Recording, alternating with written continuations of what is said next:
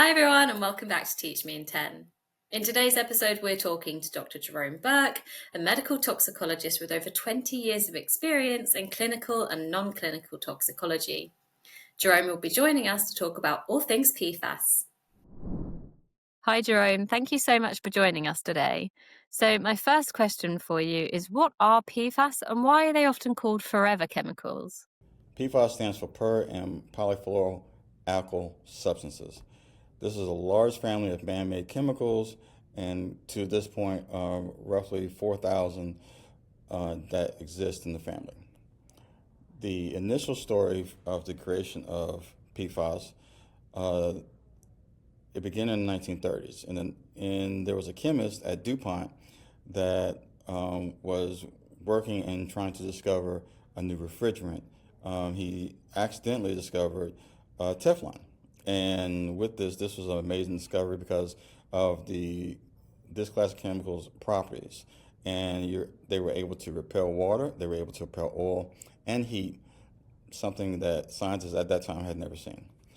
So in the 1940s and 50s, the companies realized that these chemicals could be used in countless products. Now, PFAS are everywhere in our daily lives.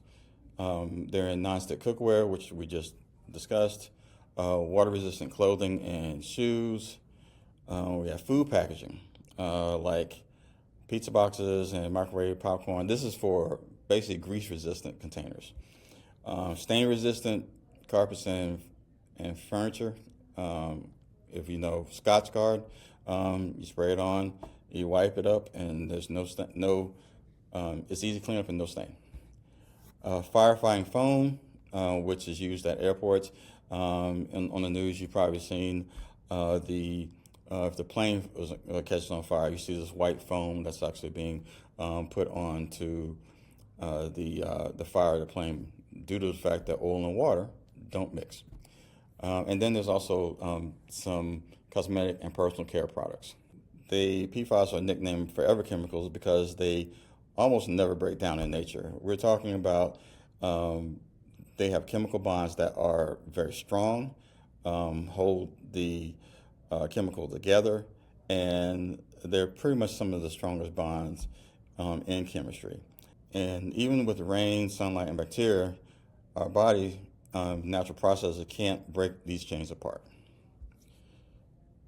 So, say for instance, we have Tom. He is a former firefighter and used PFAS containing foam over 20 years ago. And so, if we were to test his blood today, he will actually have the same level of PFAS chemicals that he was exposed to back when he began to start using it. The body simply just cannot break this down. And in the environment, PFAS can last for thousands of years. And this is actually a health concern. Because it's not just the exposure, but it's also the accumulation and the absolute spread to different systems in the body. So, despite the controversy, PFAS do serve some important roles. What are some examples of their benefits in society today?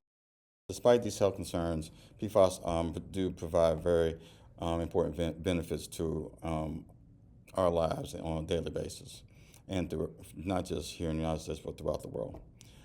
For instance, medical devices. Medical devices rely heavily on PFAS. If, say for instance, you have someone that needs a pacemaker, and in order to keep their heart beating in on regular rhythm. So the wires and also, say, the body or the container for the pacemaker are all coated with PFAS. One of the reasons why, because it's actually embedded on the inside of the body. Now, when your normal immune system sees something that is foreign, the immune system attacks it, and so it tries to basically remove it or get rid of it. And with that, you can have clotting around the blood clotting around the unit.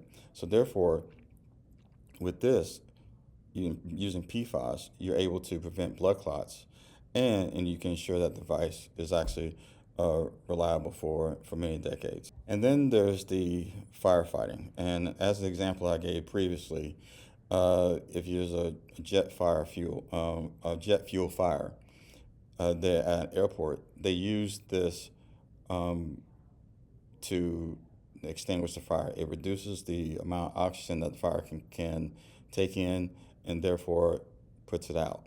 So for clean energy, when you see the solar panels and you see wind turbines, those have PFAS-based materials, and in those, they are able to withstand harsh conditions 20, 30 plus years.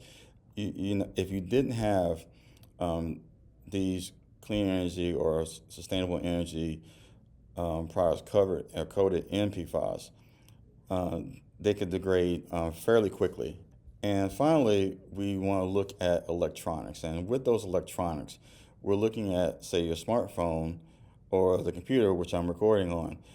What you get from that is a resistant to heat, so it stops the device from overheating and continues to allow the circuits to work properly. Right, and why is the environmental impact of PFAS so significant? Because honestly, we have not had anything that such as this type of pollutant ever, and so we didn't realize that even the creation of these chemicals from the 1930s, that it would cause such a situation when it comes to environmental pollution. So most pollutants, they can break down. You can clean up oil. If you have pesticide or leaching, you can actually, they can decompose. Metals can be removed, but the PFAS are different because what they do is they're mobile. So they not only collect in the body, they collect in running water, they collect in tap water. There's abilities to well water. They collect in all of these areas, and so the ability to contain PFAS are challenging. And what makes it worse with PFAS is that the term bioaccumulation, and what that means is that it doesn't just you have one instance. It grows and expands and it gets bigger and you get more and more. And so that's a big issue when it comes to PFAS. You don't just have like a small amount. You can eat fish that have been in contaminated water, and those fish had eaten smaller fish who were in that contaminated water. So it accumulates. So you get more and more PFAS into your meal and food. And from a medical perspective, what are some of the health concerns linked to PFAS exposure? Well, there's several that have potential links to PFAS exposure, but there still needs to be more research. For instance, cancer risk. Now, normally that would be one of the first areas that would be of major concern. They have seen that heavy exposure to PFAS show higher levels and rates of kidney and testicular cancer. There definitely needs to be more research for a low level exposure, but with cancer, the link is definitely serious. And immune system problems. So with the immune system, you have contamination through drinking water, and say there's a mother whose children have been drinking the contaminated drinking water. Their bodies are not able to fight infections, and therefore they get a lot more sick than some of their peers. So it's something that is of concern. Again, more research needs to be done. Major thing is liver damage. There is accumulation of the PFAS in the liver. The liver does its best to try and metabolize and get rid of the PFAS, but unfortunately, it's a lot more challenging to do that. and over time it can lead to liver disease. One of the more concerning areas is possibly pregnancy and development of the fetus. So in that, the PFAS can actually cross the placenta barrier into developing babies. Now, we know that PFAS is actually a large group of chemicals.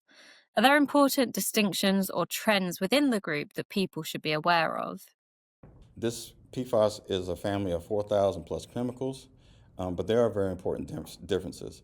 They have the legacy PFAS, PFOA and PFOS, which were the first ones that were widely used. In other words, they're like the grandparents of the PFAS family.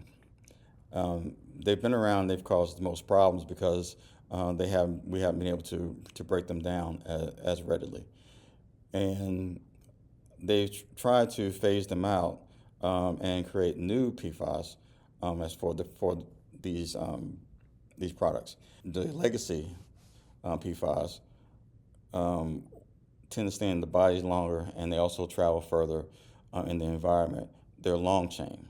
Now, with short chain PFAS, they have ability to leave the body faster, but they are able to contaminate the water sources more easily. So, it's also a catch-22.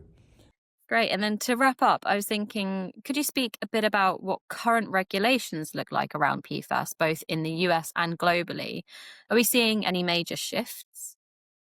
EPA has recently set the first ever drinking water limits for PFOA and PFOS, which are the legacy PFAS, to near zero tolerance levels. This is something that is monitored by water utility plants, and they treat the water for those types of contaminations.